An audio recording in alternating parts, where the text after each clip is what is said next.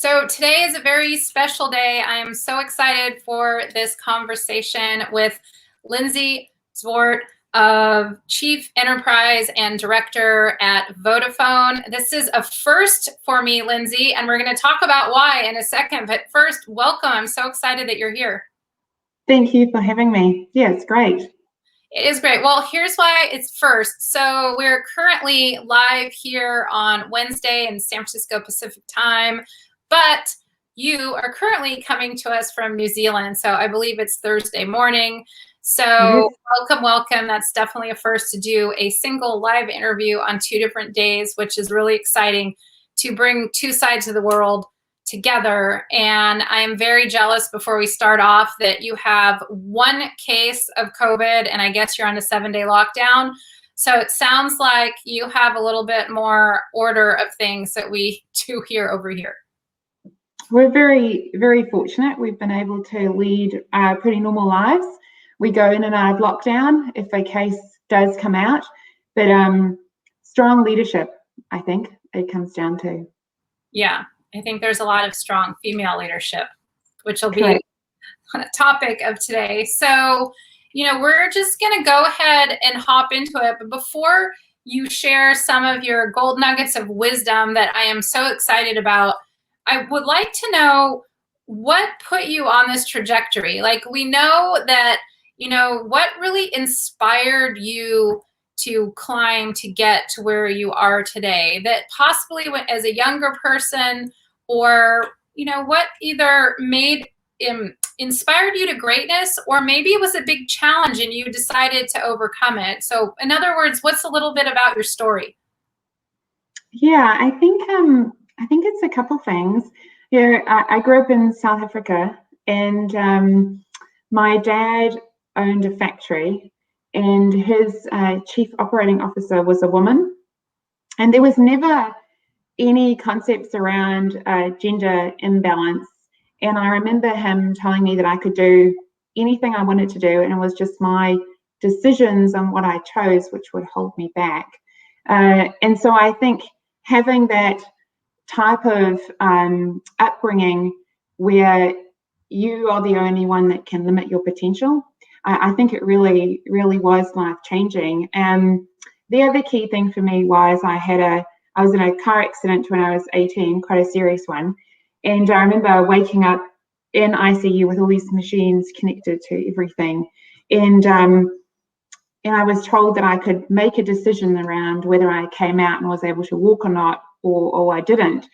And that's always stuck with me, which is it's how you choose to take the next step forward.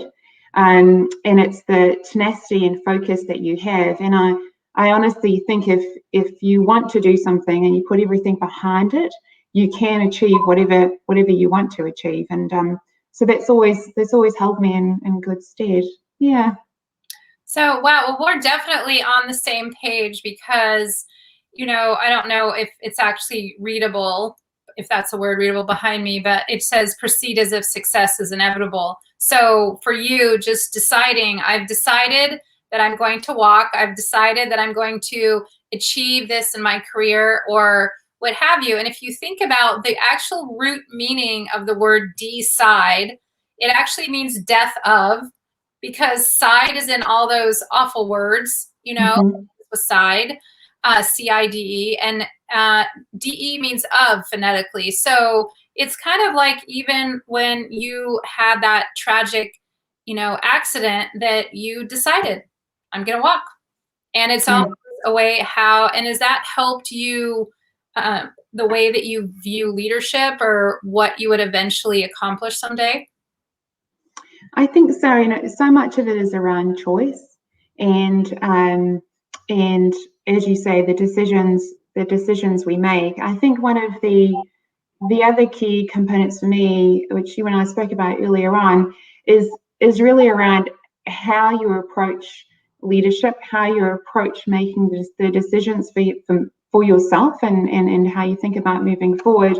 I often talk about empathetic leadership, and I've always led with the concept of empathetic leadership. I believe that leading with compassion and empathy is what sets us apart, and it is what sets women apart, actually.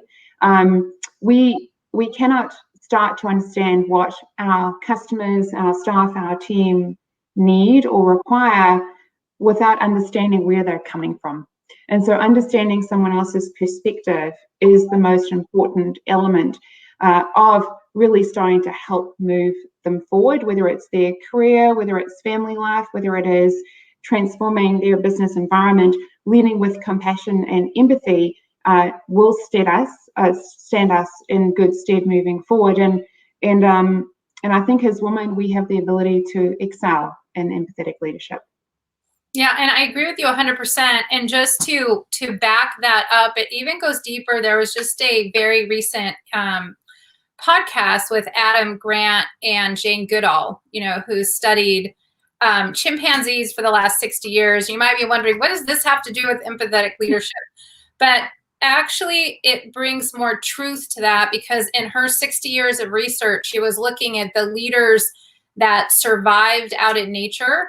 And the ones that used brute force, they might rise quickly, but they would fall quickly. And what she saw and what she's learned from these amazing animals, who are sometimes smarter than us humans, is that the leaders in the chimpanzees that were compassionate and thoughtful and looked to bring people up with them, and they were inclusive and they were curious about how other people were doing, their leadership lasted a lot longer. So I bring that up, excuse me, because what you're saying is so important. And it's also from an evolutionary perspective, we see it in nature. And I think that there's a lot to be learned, and I think there's a lot of progress to be made. Yeah, that's exactly right. So we were talking a little bit about, before we went live, that sometimes it's challenging more challenging for women to be very authentic to themselves for what they need.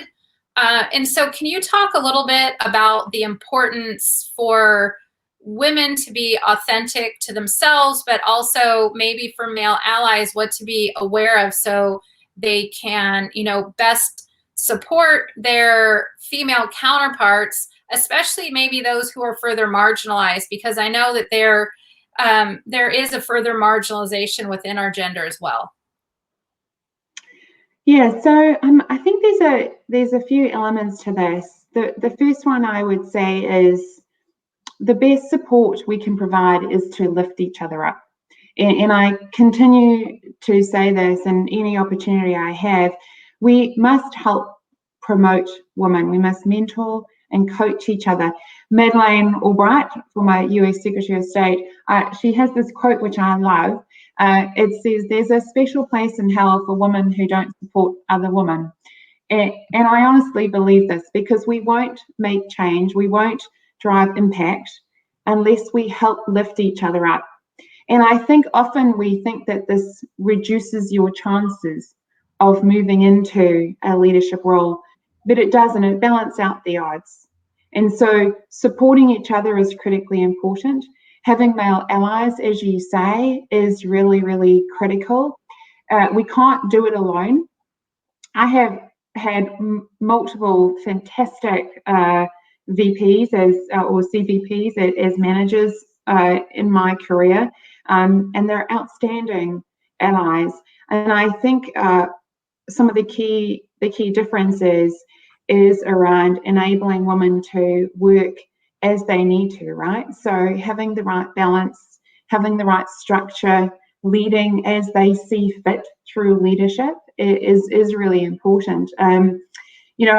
I mentioned earlier on my shift from the US back to New Zealand, and I think I told you my husband wanted to move. I was kind of happy to stay, but I've been proven wrong by taking those risks and by making those changes. You realize that there's so much more you can learn. I'm now in a role where I have 500 odd staff. I manage the product from pricing, marketing, advertising through to sales, and there's certainly wouldn't have been a role for me in the US that has that breadth of ownership and accountability to give me additional angles in which I can learn. So I think it's whether it's your husband who's your ally, whether it's your boss who's your ally, who kind of pushes and helps you think about doing something different. It's finding those right allies who can help you move forward.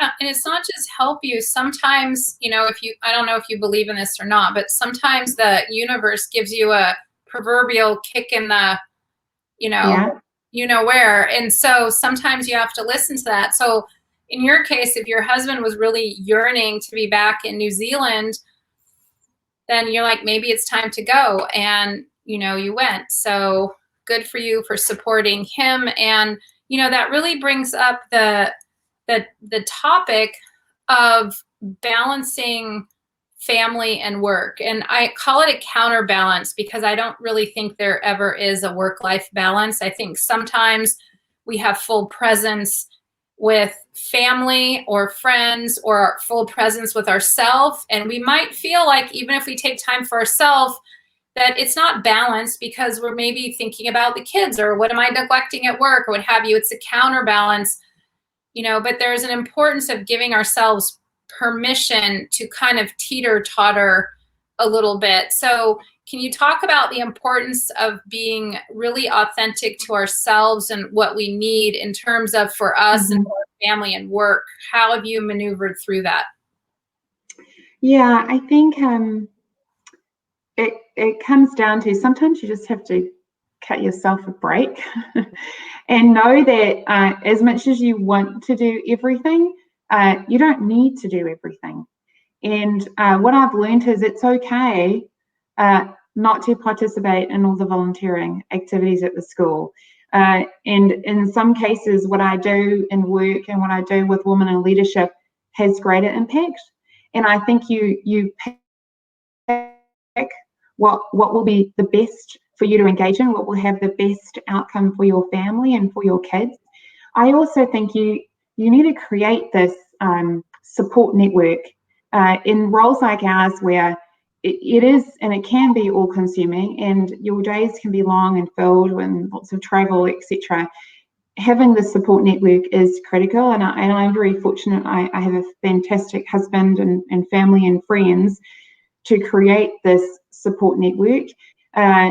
But without that, I think you can get pulled into everything and then you end up not doing everything really well.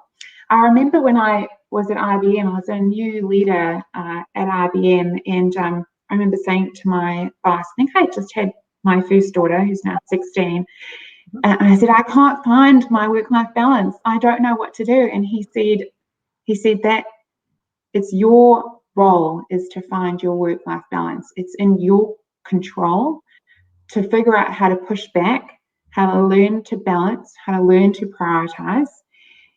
I can't do that job for you. And so I often get males and females coming to me and saying, I'm really struggling with my work-life balance. And part of it is they want us to fix it for them. But part of the resolution of the challenge is understanding that you own that outcome, that if you put the right structures in place, you can find that right balance that you need, because work will continue piling work on you. They will continue giving you projects until you get to the point where you say no. And that's part of what corporate culture is like. But until you build that balance where you're able to say no, or reset expectations on timeframes, you'll never find that right balance. So part of it, I think, is accountability on understanding it's on you as well. Mm-hmm. Yeah, I think that's so important. And I have, just to add on to that, a recent conversation with Allison Metcalf, who is the CMO of Demand Base. And she was saying something along the same lines. And that is set expectations early rather than later.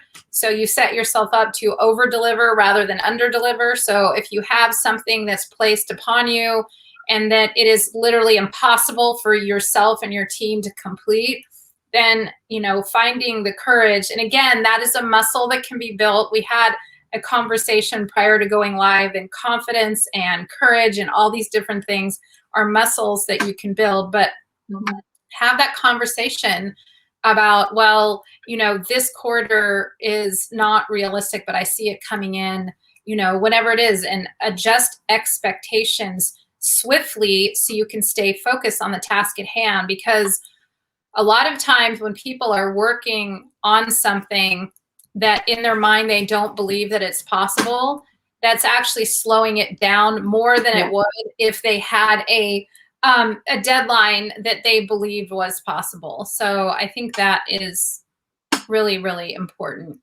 Yeah, and asking for help. There's no shame in asking for help, bringing smart brains together, bringing the collaboration of minds. Often you get the better outcome. And so knowing when to speak up and say, hey, actually, I need a bit of help on this. Yeah, and it's actually a sign of strength and not of weakness. Because I will tell you right now that the world's highest performers, they have a lot of help. A lot.